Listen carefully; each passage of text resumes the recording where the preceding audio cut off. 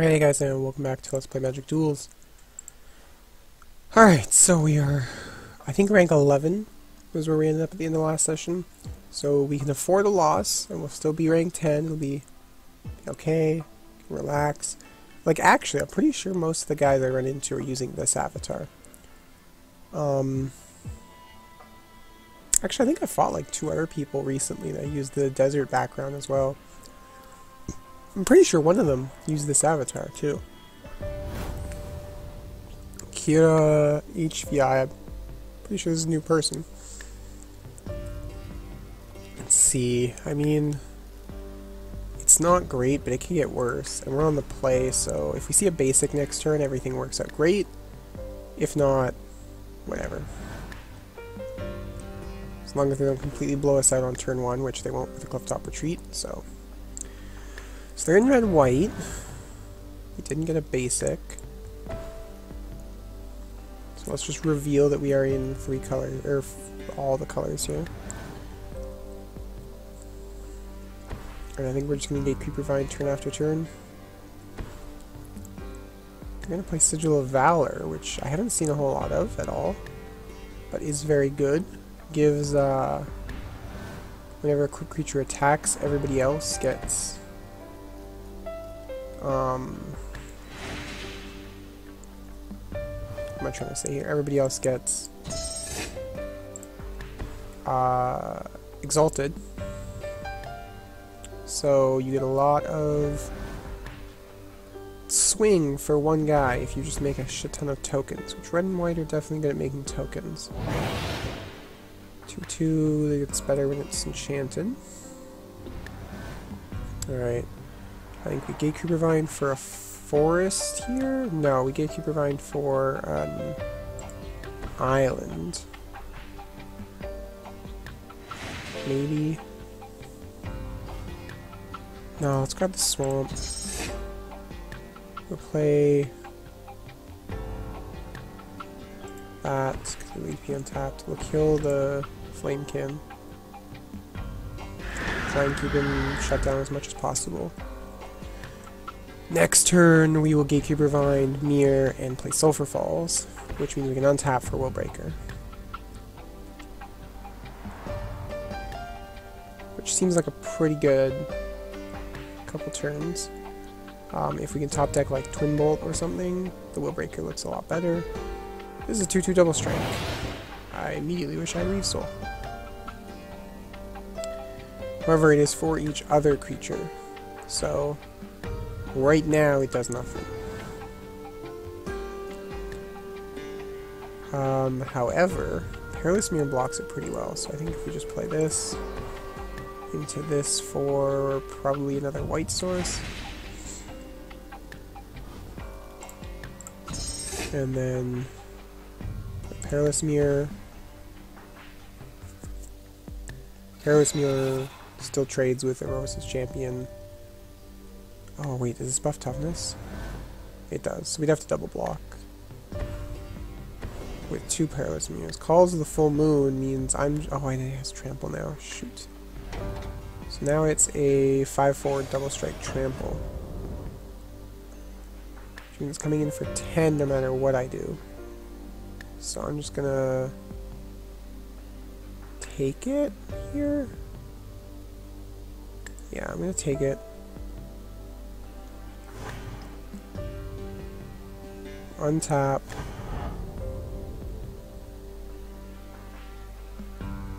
And withdraw. Reprisal is definitely good.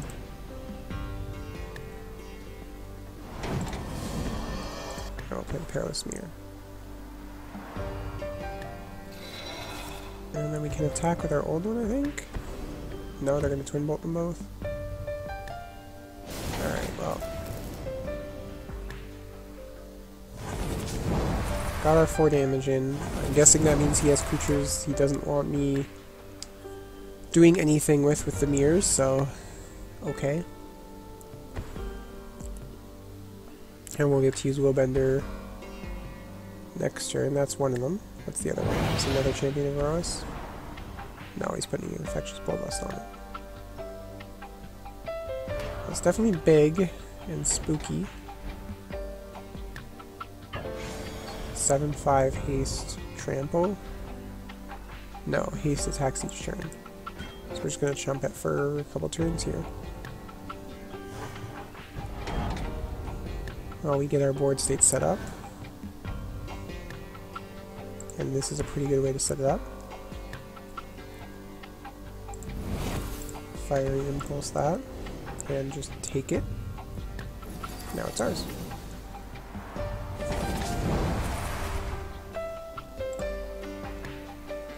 Alright, what else have you got to give me off the top?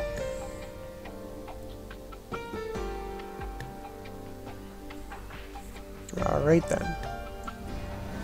We're gonna play our Jace. So I'm not gonna not play my Jace. And we're gonna go to combat.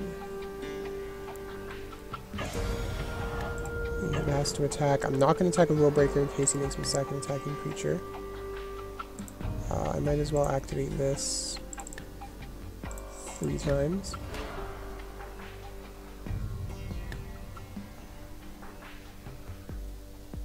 And there we go. So that'll come in for 9. And then I'll have lethal on board. So he needs something happening here. And he scooped. So I'm gonna play the Rogue's Passage. Yeah, he's gonna give up. Let's... well, I should have not played my land now, but I guess we just go to combat. Confirm the attack. And we'll pump it to lethal. And there we go. Boom.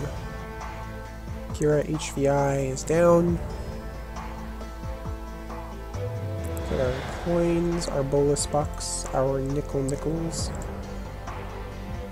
And let's do another one, because we've got plenty of time here. That went well. Whew. Here comes the sick. I was definitely a little worried there.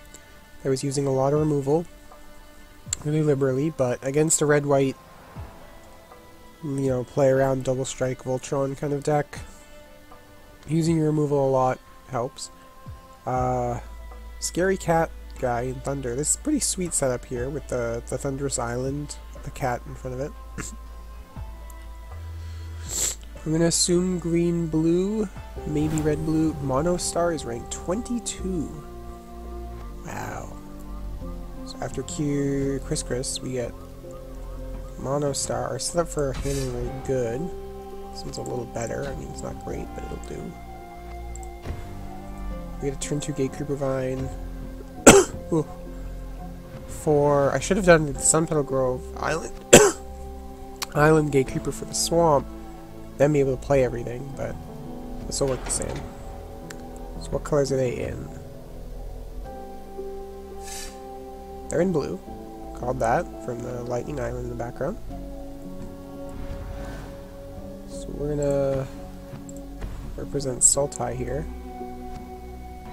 We're gonna grab a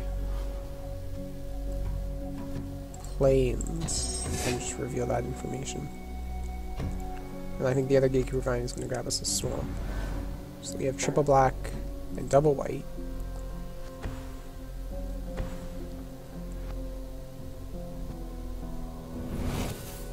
And we'll be able to play the Dragon Skull Summit for this turn while it's tapped. So they're blue-white. Yes, we're going to Dragon Skull Summit, Gatekeeper Vine. Thin the deck more, smooth out our draws. Grab the Cemetery Swamp. And I'm honestly just glad we're not playing against Land Destruction. I remember I had a Land Destruction game a while ago, and oh, it was just absolutely brutal. Here's more Flyers. So they're just playing blue-white Flyers, which is actually pretty good against me because most everything I have is on the ground. Which kind of sucks. I can Hunger the Double Striker on turn 5. and then res it later, probably. I think maybe we go with the flesh bag now because we can beat with it. It'll answer the 1/1. Yeah. It's not getting much better anytime soon, so might as well run it out now. This is a woodland sometimes. We do have double blacks, so next turn we can kind of sun pedal into Perilous Mirror. Or I mean sun pedal into Unholy Hunger, which right now I think we want to hit Thunderclap Wyvern because it's representing 4 damage, 2 of itself and 2 more on the double striker. Although the double striker is representing 4 damage as well from the other thing. So maybe let's do that. And I'll swing for 3 with this. If he trades with it, I'm more than happy to oblige. And if not, I can kind of keep the distance between us a little closer. We'll see where we go from here. What other blue-white flyers will he play? Another double striker. It's solid. This might be a loss, but I mean, we'll end up at a 0 sum at the end of the video. And against the rank 22, I'm not upset to lose against rank 22. I'm a little upset to draw second Geeker behind here, but we can thin out another land. We have triple blacks, we should get triple white, although we think we actually have triple white, so doesn't really matter, but I'll grab it. And we no longer trade on the attack here, so we skip our attack. We're taking 6 and then probably dying the next turn with a new creature, so there's another one. So now we're taking far more. I think another 3 more, so we're taking 9 now. It's 4, and then we're in a really bad spot if we don't top deck, say, Tragic Arrogance or something.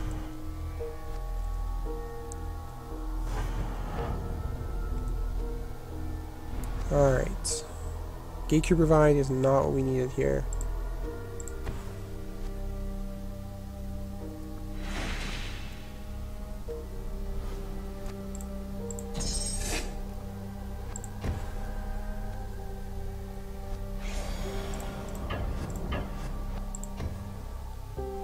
We're gonna just have to go in. It doesn't matter, he wins here. But I'll put up a show. And that's gonna be game. You did it, monostar, you did it. Good job. You crushed me with your aggressive flyers. A little disappointed it took you 6-7 turns to do it, but I don't know, it would have taken a lot longer had I drawn non-Gate Curvine cards. I think I saw the whole playset. One piece of removal that didn't work. One piece of removal that I couldn't use, so. Not a great result, but it happens. We fall down to 11. And I think we could probably squeeze like a AI game in here. Just because Monostar crushed me very, very quickly. This looks like it's going to be blue-red Thopters, probably. Maybe blue-red Control. It's a mountain in the background. This guy's very obviously some sort of blue mage. The AI games are a lot better at being predicted by the avatar and land. I mean, you can do it with the humans. Because most people will just pick a avatar and land representative of the deck they built, but sometimes they don't, and you just have to deal with it, I guess. Shit happens all the time, and you learn how to deal with it everyday regular motherfucking bullshit. That's... Jean Lejean's pretty funny. He hasn't done anything in a long time, but it's pretty good. I mean, I don't really want to play anything here, so I'd rather just hold it all. Foundry of the Consoles comes down to do nothing, but Ramp into Nisa, who'll get her soul reaved. Oh. Well, I think I'm going to go with Frostlings first. Of course, I'm going to see all the Gatekeeper Vines again. This time without the green. Just because it shuts her down, I can get in for 2 and then I can read it afterwards. Exiling Nisa with Hixus doesn't seem like a great idea. So I say we reave it and get in for 2.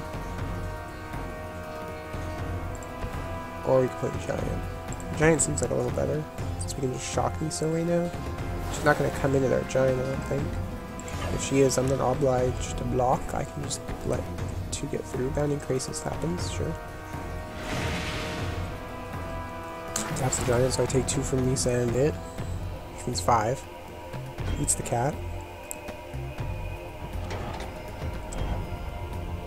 Bounding Crisis is pretty good limited combat trick. There should be no reason you ever see it in, like, Rug Twin. Because why? It's still worse than the other 2 options. You don't need a 3rd playset of things to twin with. And a Whirlorogue. Alright, so we have a lot of shock targets right now. And only one we can actually do. So I think we're gonna... Hexes cost 5? 5, yeah. So we're gonna pass turn. And we're gonna do the shock on their turn and see where it goes. We should be shutting down most of the combat here. There's still lands away from hitting Nisa. I think 2 more and they hit Nisa? Yeah. Or next one, yeah. So I have to kill Nisa this turn. If not, otherwise.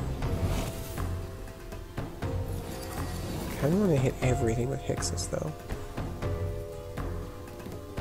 How much is it gonna be? 5, 10, 11. Yeah, that seems like a better idea.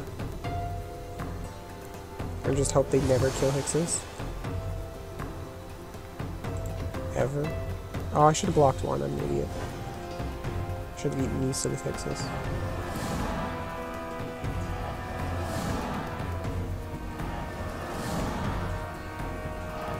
That was real dumb. I should have blocked Nisa with Hixus, killed Nisa, been at 6 and eaten the rest of the things. But, oh well. I mean, this seems better. We Reef Soul 1, we Twin Bolt the other.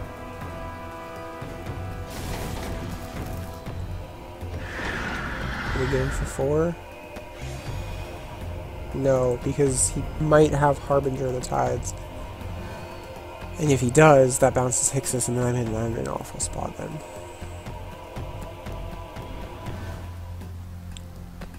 This way I can just attack with the Giant.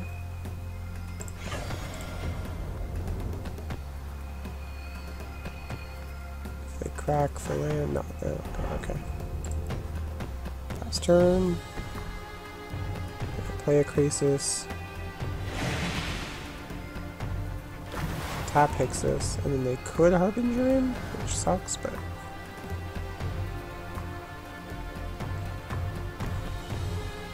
we'll see. What do you got?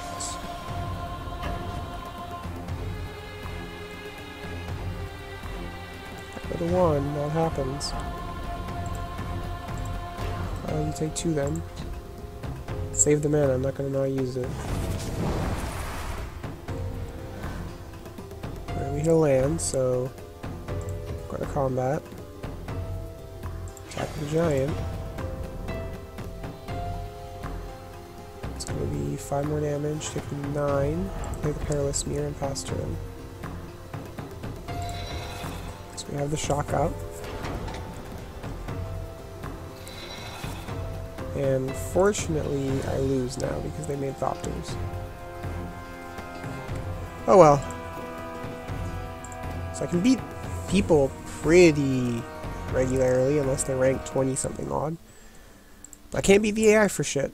I don't know what happened. Anyway, I think I'm going to end it here, so thanks guys, I appreciate it. If you liked the video, show your support, press the like button, subscribe to the channel, both of those help immensely. But thanks for watching, and I'll see you next time. Bye for now.